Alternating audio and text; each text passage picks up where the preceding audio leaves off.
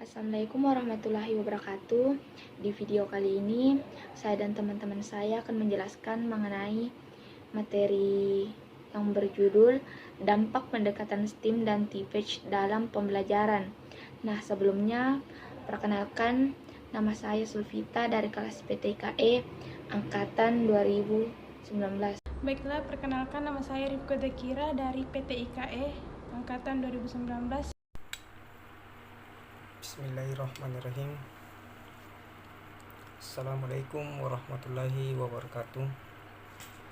Perkenalkan, saya atas nama Muhammad Ilham Syam Nur Ramadan dari kelas PTIKE Angkatan 2019 dengan NIM 1929042029. Untuk mengefisienkan waktu, adapun presentasi yang saya ingin lakukan, yang dimana materi dari presentasi ini pendekatan STEAM dan TPEG dalam sistem pembelajaran. Ya, jadi adapun 3 poin dalam rumusan masalah. Yang pertama, apa yang dimaksud dengan STEAM? Jadi, STEAM itu sendiri mempunyai definisi atau pembelajaran STEAM, yang dimana kata STEAM ini mempunyai arti tersendiri yang di dalamnya terdapat sains, teknologi, engineering, art, dan matematik. Namun, merupakan sebuah integritas dari berbagai disiplin ilmu yang sains, teknologi, teknik, seni, dan matematik yang berada dalam satu kesatuan pendekatan dan pembelajaran. Jadi, ada kutipan yang ditulis oleh Buin Contron pada tahun 2017 mendefinisikan bahwa STEAM sebagai integritas disiplin ilmu seni dalam kurikulum yang mempelajarkan pada wilayah sains, teknologi, teknik, dan matematika yang telah dikenal sebelumnya dalam sebutan STEAM. Jadi, adapun rumusan masalah yang kedua, yang dimana apa yang dimaksud dengan TPEG. Jadi, TPEG itu sendiri adalah suatu kerangka kerja yang mengidentifikasi pengetahuan. Guru perlu mengajar secara efektif dengan kerangka teknologi ataupun konsep dasar hadirnya TPEG adalah sebagai berikut. Jadi, TPEG itu diperkenalkan pertama kali oleh Misra dan Kosler pada tahun 2006. Mereka mendiskusikan TPEG sebagai kerangka kerja guru atau pendesain dalam mengintegritaskan TIK dalam pembelajaran. Konsep TPEG muncul dalam teknologi pembelajaran didasarkan pada model pedagogi, konten, knowledge, atau yang biasa dikenal PCK yang dipelopori oleh Sulman. Jadi, adapun rumusan masalah yang ketiga, yang dimana kemudian bagaimana pendekatan STEAM dan TPEG dalam pembelajaran. Jadi, saya di sini akan menjelaskan dulu kemudian penerapan pendekatan pada STEAM. Secara garis besar, pembelajaran STEAM sama dengan pembelajaran PBL atau Project Based Learning, di mana siswa terlibat dalam penyelesaian masalah yang bermakna sesuai dengan minat pribadi mereka, serta kolaborasi dan pembelajaran personal. Namun, yang membedakan STEAM dan PBL adalah prosesnya. Proses dalam pembelajaran STEAM adalah dengan menggabungkannya ke dalam paradigma atau pandangan yang ada pada dunia pembelajaran kualitatif berdasarkan dunia nyata. STEAM sendiri dibagi menjadi 3 level atau 3 tingkatan dalam proses kehidupan atau proses pembelajaran dalam perguruan tinggi ataupun di ranah lingkungan sekolah. Adapun tujuan atau manfaat, yang dimana manfaat dari STEAM adalah melalui pembelajaran STEAM atau siswa akan terlatih untuk menganalisa permasalahan-permasalahan yang ada dengan menggunakan berbagai pendekatan. baik sains, teknologi, teknik, seni maupun matematika. Selain itu, siswa akan terlatih pula untuk berpikir kritis dan kreatif. Selain itu, siswa akan terlatih untuk memberikan pendapatnya baik tulisan maupun secara lisan. Kemudian adapun manfaat dari TIPEK. Jadi, TIPEK manfaatnya adalah dalam pembelajaran seperti calon guru yang mempunyai kemampuan TIPEK dapat mengintegrasikan teknologi dalam proses pembelajaran sesuai dengan materi pembelajaran dan strategi pembelajaran yang tepat sesuai dengan karakteristik mahasiswa atau siswa itu sendiri.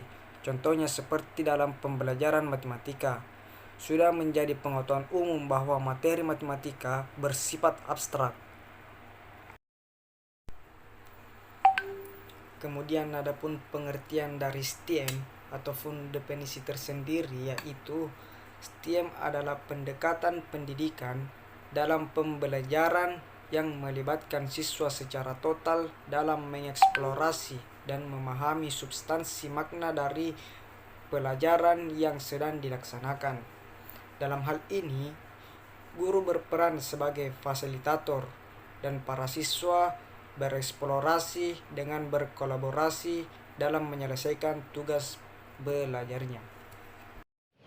Seperti halnya apa yang telah dijelaskan oleh Thorlaksson tentang kelima disiplin ilmu dari STEM, diantaranya yaitu sains. Pada sains ini, siswa akan disuguhi sebuah ilmu pengetahuan mengenai hukum, teori, konsep yang sudah ditetapkan pada alam. Kedua, yaitu teknologi.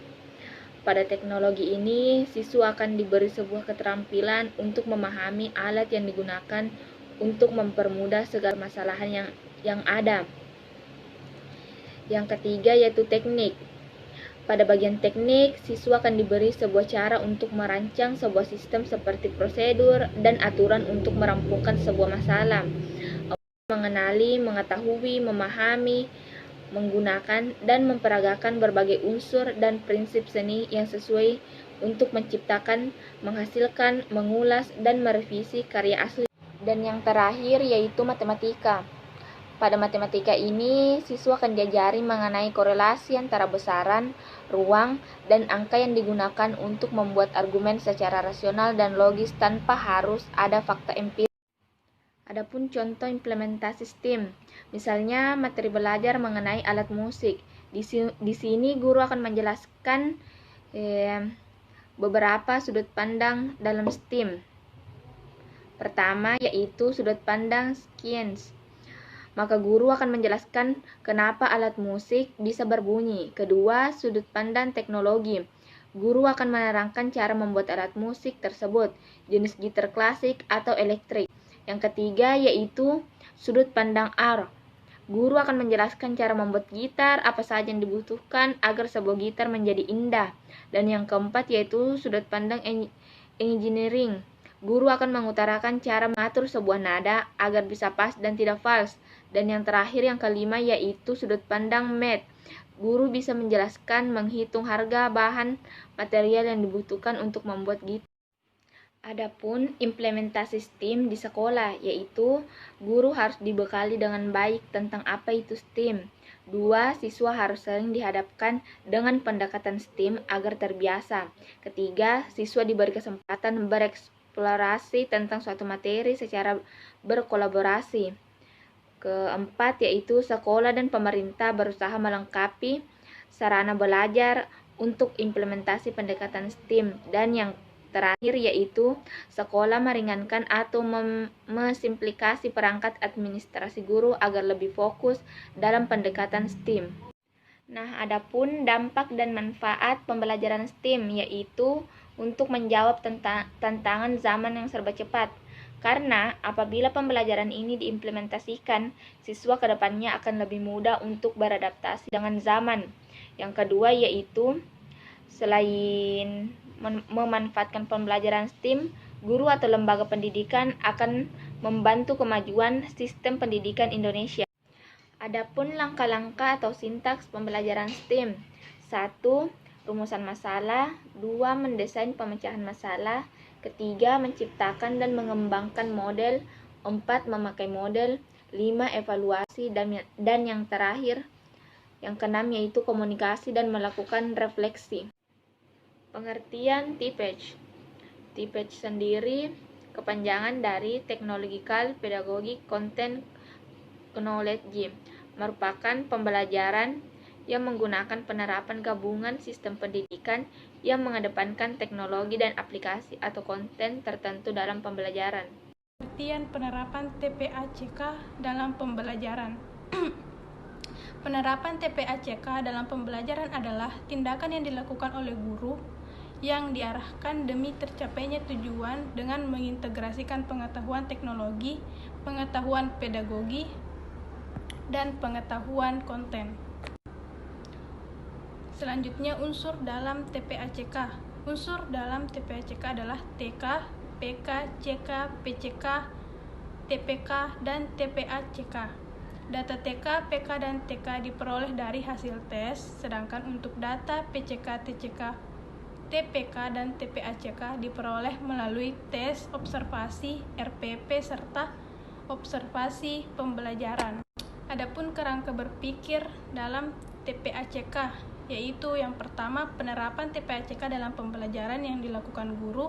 Yang kedua, penerapan TPACK dalam pembelajaran ditinjau dari status sertifikasi guru. Selain kerangka berpikir, adapun komponen TPACK, yaitu pengetahuan teknologi atau TK, pengetahuan pedagogis atau PK, pengetahuan konten atau CK. Jadi sebagai kesimpulan, yaitu STEAM adalah sebuah pendekatan pembelajaran yang menekankan pada hubungan pengetahuan dan keterampilan sains, teknologi, engineering, art, dan matematik untuk mengatasi masalah. Sedangkan TPACK merupakan pembelajaran yang menggabungkan sistem teknologi, sistem pendidikan yang mengedepankan teknologi dan aplikasi atau konten tertentu dalam pembelajaran. Demikian yang dapat saya paparkan mengenai materi yang menjadi pokok bahasan dalam PPT ini. Tentunya masih banyak kekurangan dan kelemahannya karena terbatasnya pengetahuan dan kurangnya rujukan atau referensi yang ada hubungannya dengan judul makalah ini. Sekian, Assalamualaikum warahmatullahi wabarakatuh.